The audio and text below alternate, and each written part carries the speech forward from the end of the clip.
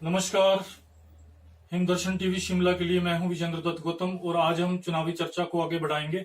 हमारे साथ चुनावी चर्चा को आगे बढ़ाने के लिए आज हमारे साथ मौजूद हैं श्री नरेश चौहान जी, कांग्रेस प्रवक्ता, कांग्रेस का आज चेहरा कहे जाते हैं।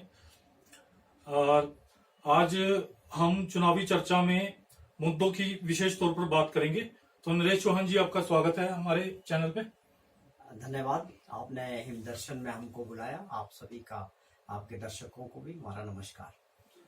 अच्छा सर, सबसे अहम सवाल आज मुद्दों का है। राष्ट्रीय मुद्दे चले हुए हैं, प्रदेश स्तर पे राष्ट्रीय मुद्दों को बनाया जा रहा है। स्थानीय मुद्दों में क्या परिवेश है, कांग्रेस कैसे देखती है, कैसे मुद्दे बनाए जा रहे हैं, मुद्दों की कितनी सीमा है, क्या पराकाष्ठा है, इस सारे विवरण पे आप थोड़ा सा प्रकाश डालें। देखिए, जहां तक सवाल है, हिमाचल प्रदेश का विधानसभा का चुनाव आने वाला है। आप ये कहें कि 5 साल का कार्यकाल भाजपा की सरकार का और माननीय मुख्यमंत्री का पूरा होने वाला है। हमने बार बार इस बात को कहा है कि जो सरकार है पूरी तरह से फेल रही है। जो इन्होंने वादे किए थे हिमाचल प्रदेश की जनता से, चाहे वो किसान था, बागवान था, वो छोटा व्यापारी था, वो युवा पढ़ा लिखा बेरोजगार था, सबकी समस्याएं इन 5 सालों में बढ़ी है। उसका कारण है कि जो इन्होंने मैनिफेस्टो में जो भी वादे किए वो पूरी तरह से फेल रहे। आज आप देखें माहौल हिमाचल प्रदेश में कि लोग 1 साल से सरकारी मुलाजिम सड़कों पे नजर आ रहे हैं। उनकी जो समस्या है, ओपीएस की समस्या को लेके वो प्रदर्शन करे जा रहे हैं 1 साल से। आप आउटसोर्स कर्मचारी वो सड़कों पे प्रदर्शन कर रहे हैं। और दूसरे जो और लोगों की जो समस्या है, आप देखेंगे कि 1 साल से सभी लोग सड़कों पे प्रदर्शन करते नजर आ रहे हैं।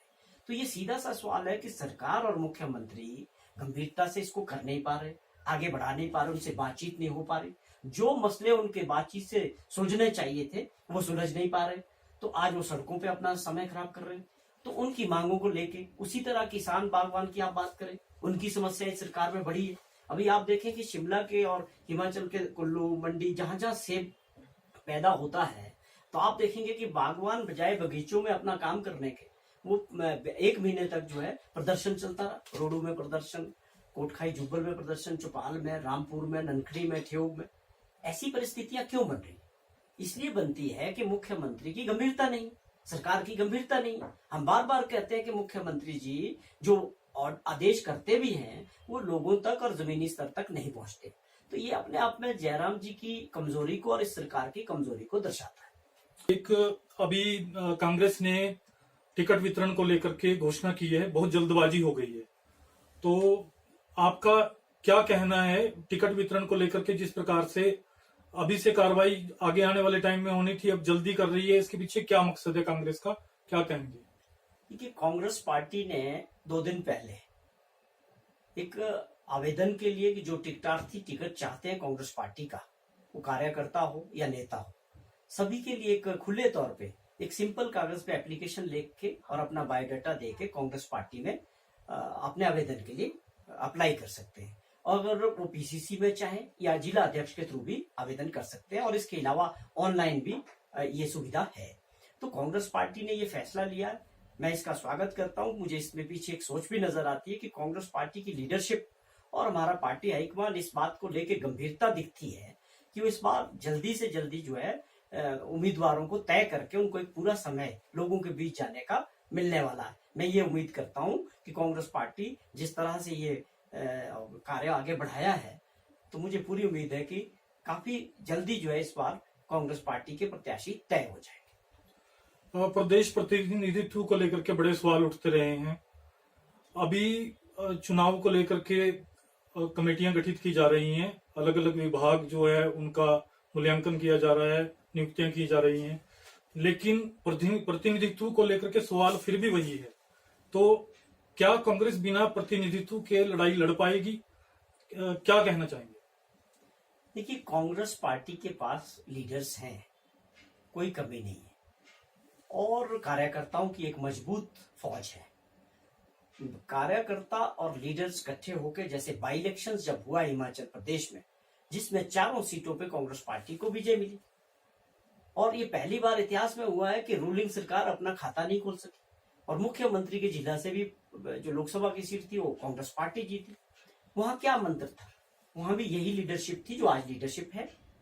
तो ये मेरा कहने का मतलब है, जब हम एकता के साथ लीडर्स और कार्यकर्ता इकट्ठे होकर जनता के बीच जाते हैं, तो जनता इस वक्त भाजपा को बाहर निकालना चाहती है हिमाचल से। लोगों का मन बना हुआ है बदलाव के लिए। कांग्रेस पार्टी इस बात को अच्छी तरह समझती है, अपनी जिम्मेवारी को भी समझती है।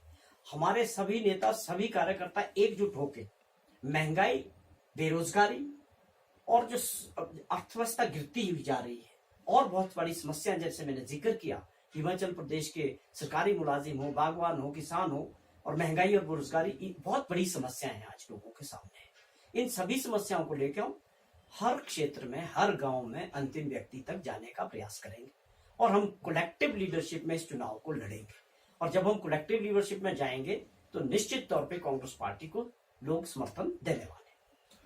अच्छा, आपने कहा कि कांग्रेस एकजुट है, एकजुटता के साथ सभी नेता एकत्र होकर एक मंच से लड़ाई लड़ रहे हैं। लेकिन बड़ा सवाल ये है कि टिकट आवंटन के बाद एक खेमेबाजी की राजनीति हमेशा हिमाचल प्रदेश पे हावी रही है और पूर्व से ये अनुमान लगाया जा रहा था कि हिमाचल प्रदेश में आम आदमी पार्टी की दस्तक के बाद सिर्फ प्रदेश कांग्रेस ही नहीं और हिमाचल में जो भाजपा पार्टी है इसके भी बड़े लीडर्स जो है यहाँ से पलायन कर सकते हैं, नाराज हो सकते हैं अपनी पार्टी से जो नाराज चल रहे हैं।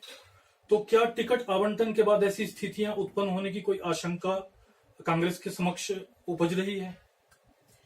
देखिए, ये एक ऐसा सवाल है कि आम आदमी पार्टी जो सोच रही थी पंजाब की सफलता के बाद कि हिमाचल प्रदेश में उनके लिए बहुत बड़ा जन समर्थन मिलने वाला है, वो आपने भी देखा, हम भी देख रहे हैं, पूरी तरह से फ्लॉप हो गया। ना इनके पास लोकल चेहरा है प्रदेश का, ना ही वो कार्यकर्ता। इन्होंने बहुत संपर्क किया कांग्रेस के नेताओं से, कार्यकर्ताओं से, लेकिन किसी ने भी आम आदमी पार्टी से जुड़ना अभी तक मुझे लगता बड़े चेहरे नहीं आए। तो बड़े अरविंद केजरीवाल जी 4-5 बार दौरा कर चुके हैं, पंजाब के मुख्यमंत्री मान साहब आ चुके हैं, लेकिन कोई सफलता हिमाचल प्रदेश में मुझे लगता अभी आम आदमी पार्टी को बहुत बड़ा सफर तय करना पड़ेगा। यहाँ का इतिहास, राजनीतिक इतिहास है कि 2 पार्टी सिस्टम ही हिमाचल प्रदेश पे जो मतदाता और जनता वो पसंद करते हैं।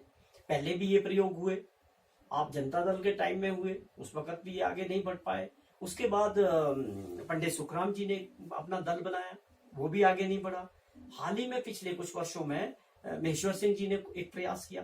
तो ये सीधी सी बात है कि ये 2 पार्टी में चुनाव होने वाला है, ये कांग्रेस और भाजपा के बीच रहेगा। भाजपा का समय हो चुका है, कांग्रेस पार्टी को लोग दोबारा से सत्ता में लाना चाहते हैं कि जो विकास की दृष्टि से जो प्रदेश रुका है और पिछड़ गया है इन 5 सालों में। मैं समझता हूं कि बहुत सारे लोगों से हमारा बातचीत होती है, मिलना होता है, तो लोग पूरी तरह से परेशान है इस सरकार से और बदलाव के लिए तैयार है। अब यहाँ पर ये बात उभर कर सामने आ रही है कि हिमाचल प्रदेश में तीसरे विकल्प को कोई स्थान नहीं है, कोई जगह नहीं है। कांग्रेस ने दावा किया है कि हिमाचल प्रदेश में सिर्फ 2 ही पार्टियों का अस्तित्व है और आने वाले समय में फाइट भी 2 ही पार्टियों में देखने को मिलेगी। लेकिन एक बड़ा सवाल आज आम आदमी पार्टी के शीर्ष नेतृत्व पर यह भी उठा है कि राष्ट्रीय स्तर पर आम आदमी पार्टी द्वारा यह शोर मचाया गया कि उनके नेताओं को पलायन करने के लिए दूसरे राजनीतिक दलों के लोग प्रयास करते नजर आ रहे हैं। लेकिन हिमाचल प्रदेश में आज आम आदमी पार्टी खुद सवालों के घेरे में है कि हिमाचल प्रदेश में उन्होंने कांग्रेस के नेताओं से संपर्क साधने की और उनको अपने पार्टी में मिलाए जाने की भरसक कोशिश की, लेकिन वो सफल नहीं हुए। बहरहाल हम अगले सवाल की ओर बढ़ते हैं। टिकट आवंटन को लेकर के अभी आपके प्रदेश अध्यक्ष ने घोषणा की है कि कोई पैसा नहीं लिया जाएगा। हालांकि पहले फीस ली जाती रही है और कई मामलों में जब्त भी हुई है, तो इस बार फीस नहीं ली जाएगी।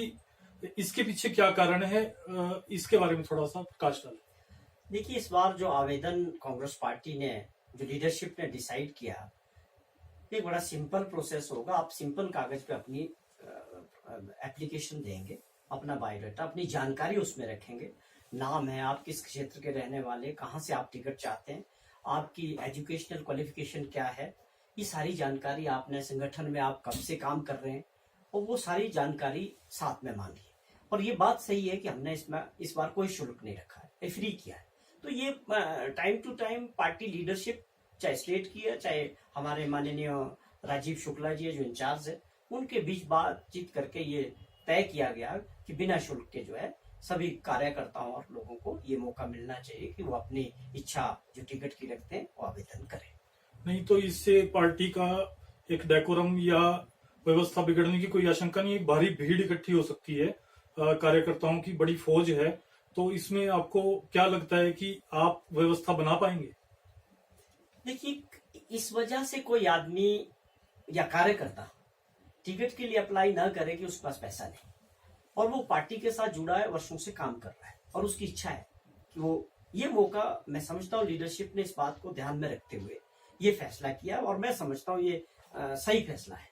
थोड़ा सा काम बढ़ेगा पार्टी के लिए, वो कोई बात नहीं, लेकिन वर्षों से जो कार्यकर्ता एक उम्मीद के साथ पार्टी के साथ काम करता है, जुड़ा होता है, वो ये उसका अधिकार है कि अगर वो टिकट समझता है कि मुझे मांगना है तो उसको ये अधिकार मिलना चाहिए। और मैं समझता हूँ ये पार्टी लीडरशिप ने एक अच्छा फैसला लिया है कि आप कार्यकर्ताओं से पैसा इकट्ठा करके तो पार्टी नहीं चलेगी, या इसलिए आप इसमें शुल्क रख दो कि ये जी ज्यादा लोग अप्लाई ना कर सके। तो मैं समझता हूँ ये अच्छा फैसला है और मैं इसका स्वागत करते हैं।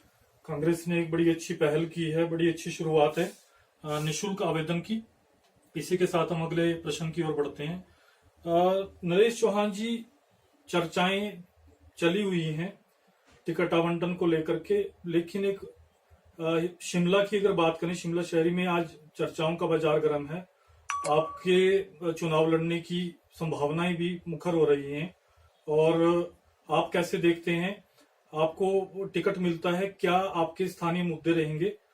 थोड़ा सा इस विषय में हमारे को जानकारी दीजिए। देखिए, अब ये स्वाभाविक है कि हम कांग्रेस पार्टी के कार्यकर्ता के तौर पे 35 साल से पार्टी से जुड़े हुए, एनएसयूआई हो, यूथ कांग्रेस हो, कांग्रेस पार्टी हो, हर व्यक्ति को इच्छा होती है कि कांग्रेस पार्टी उनको मौका दे। मेरी भी इच्छा है कि शिमला शहर से, जहां कांग्रेस पार्टी लगातार 15 साल से सीट को नहीं जीत पा रही है, उसके कुछ और भी कारण है, बहुत सारे कारण है कि हम इकट्ठे होकर चुनाव नहीं लड़ पाए पिछले दिनों। लेकिन मेरा भी एक इच्छा है कि कांग्रेस पार्टी में मैं भी टिकट के लिए आवेदन दूंगा, और भी बहुत लोग होंगे, मुझे ऐसी उम्मीद है। और ये मुझे मौका पार्टी देगी चुनाव लड़ने का, ये पार्टी लीडरशिप और पार्टी हाईकमान तय करती है कि टिकट का जो सारा डिस्ट्रीब्यूशन की जो बात आपने की, वो प्योरली जो है पार्टी हाईकमान और हमारी जो लोकल लीडरशिप है, ये उनको तय करना है कि कौन आदमी शिमला की 15 साल के बाद सीट के लिए मजबूत रहेगा और कौन से, बहुत सारे क्राइटेरियाज होते हैं कि किन लोगों को वो आगे करते और मौका देते हैं। अगर मुझे मौका मिला तो मैं सबको साथ लेके, कांग्रेस पार्टी के हर कार्यकर्ताओं को, हर नेता को साथ लेके, इस चुनाव में जो 15 साल से कांग्रेस पार्टी नहीं जीत पा रही है, तो हमारे शिमला के लिए एक सोच है, स्कूल, कॉलेज, यूनिवर्सिटी, सारा जीवन यहीं बीत गया। शिमला की जो समस्याएं हैं इन सालों में, वो कम नहीं हुई है, समस्याएं बढ़ी है। आप शिमला में पानी की समस्या को लेके बात करें, आप शिमला में ट्रैफिक की व्यवस्था को लेके बात करें, आप शिमला में पार्किंग सिस्टम यहाँ नहीं है ठीक, आप जाइए बस स्टॉप्स नहीं है, टॉयलेट्स नहीं है, या आप बहुत सारी बातें हुई स्मार्ट सिटी के में, स्मार्ट सिटी में पानी ना हो तो कैसा स्मार्ट सिटी है, ट्रैफिक ना चले, पार्किंग ना हो, तो ये बहुत कमियां हैं। केवल मात्र नाम देने से स्मार्ट सिटी नहीं हो जाएगा, वास्तविक तौर पे एक बड़े लेवल पे काम करने की और पूरा रोड मैप तैयार करने की जरूरत है शिमला को, अगर वास्तविकता में स्मार्ट सिटी बनाना है।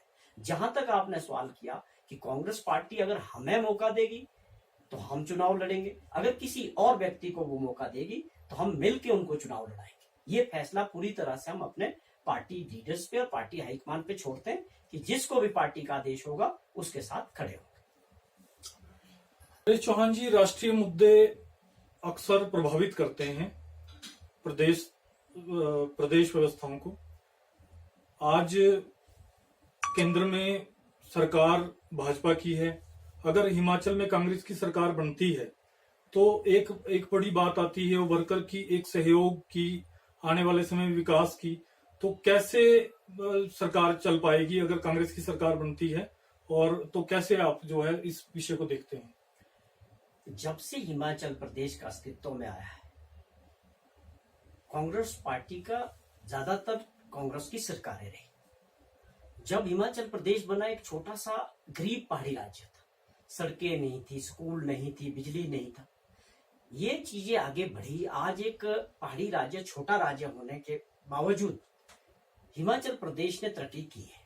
और आज ऐसी स्थिति है कि बहुत सारे ऐसे क्षेत्र हैं जहां हम बड़े राज्यों से भी आगे हैं। एजुकेशन की बात करें तो हमने गांव तक, दुर्गम क्षेत्र तक हर जगह स्कूल खोले, पानी की स्कीमें हैं, बिजली हर घर को मिलती है। इन सबके पीछे कांग्रेस पार्टी के लीडर्स की विजन थी, सोच थी, मेहनत थी। जैसे मैं जिक्र करूं, डॉक्टर वाईएस परमार थे, जिनको आज भी लोग याद करते हैं हिमाचल निर्माता के रूप में, जो पहले मुख्यमंत्री थे। उन्होंने बहुत बड़ा योगदान हिमाचल प्रदेश को बनाने में, चाहे बागवानी की बात करें, चाहे आज सब्जी के क्षेत्र में करें, सड़कों की बात करें, उनका बहुत बड़ा सहयोग और सोच रही। उसके बाद माननीय स्वर्गीय श्री वीरभद्र सिंह जी ने 6 बार मुख्यमंत्री रहे, कांग्रेस पार्टी के सरकार बनी और उन्होंने किसी तरह से कमी कोई सरकार प्रदेश के विकास में नहीं रखी।